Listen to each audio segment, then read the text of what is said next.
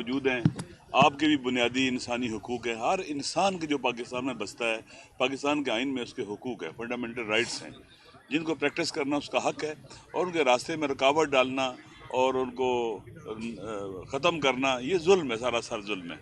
ہم پر جو اس وقت نظام حاکم ہے وہ ظالم نظام ہے. ظالم ہمیشہ نائل ہوتا ہے. خداوند متعال کی طرف سے بھی اس کو اجازت نہیں ہے بر حکومت کرے. پاکستان کا آئین میں لکھا ہے حاکمیت اعلیٰ اللہ کی ہے، قرآن اور سنت سپریم ہے. یہ اقتدار امانت ہے ان کے پاس. کیا یہ امانت جنہوں نے قبضہ کر لی ہے، ان کو حق ہے کہ اس طرح کے لوگ ہم پر حکومت کریں؟ خدا راضی ہے ہمارے پر یہ مسلط ہوں؟ یہ غاصب ہیں. یہ جو کچھ بھی کر رہے ہیں ہر لحاظ سے غیر انسانی ہے، غیر قانونی ہے، غیر آئینی ہے اور ظالمانہ ہے.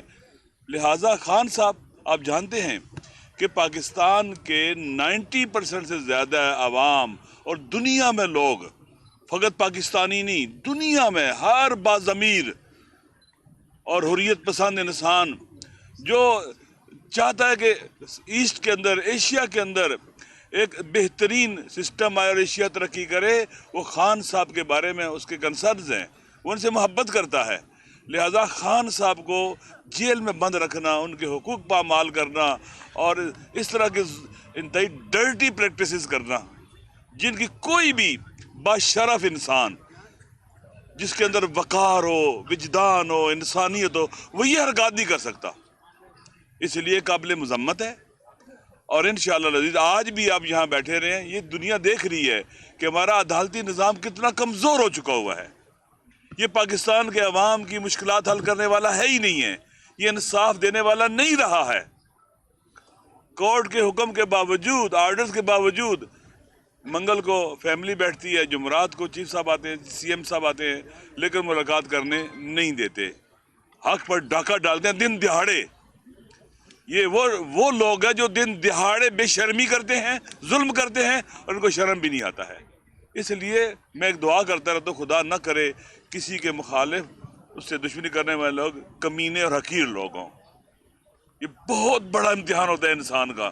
باشرف، بہادر، شجاع مخالف ہونا تو مخالفت کا مزہ بھی آتا ہے. اس وقت ہمارا پاکستان آپ دیکھ لیں، کے پی کے کو دیکھ لیں، پاکستان پورے کو دیکھ لیں، بلوچستان کو دیکھ لیں، پنجاب کو دیکھ لیں، بچے عورتیں جیلوں میں ڈالے ہوئے انہوں نے. ہم سب کی ذمہ داری ہے، آپ کا بھی پیکاٹ کے ساتھ گلا گھونٹا گیا، ہم سب کی ذمہ داری ہے اس فسطائیت، ظلم، جبر اور استبداد کے خلاف صدا بلند کرتے رہیں گے.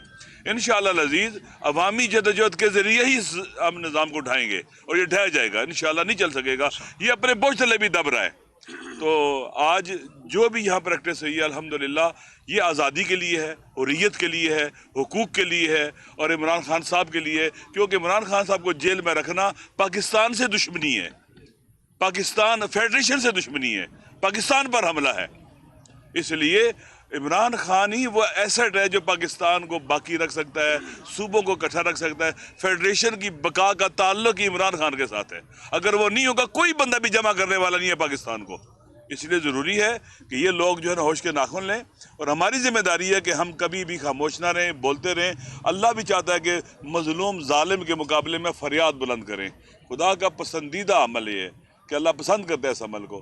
لہٰذا ہم سب کا حق ہے، ذمہ داری بھی ہے، فریضہ بھی ہے اور عبادت بھی ہے کہ ہم ظلم کے خلاف فریاد بلند کریں. ابھی انشاءاللہ ہماری پولیٹیکل کمیٹی کا اجلاس ہوگا، اور وہاں فیوچر کے حوالے سے، آئندہ کے حوالے سے کیا ہم نے کرنا ہے انشاءاللہ وہاں فیصلہ کریں گے. بسم اللہ الرحمن الرحیم.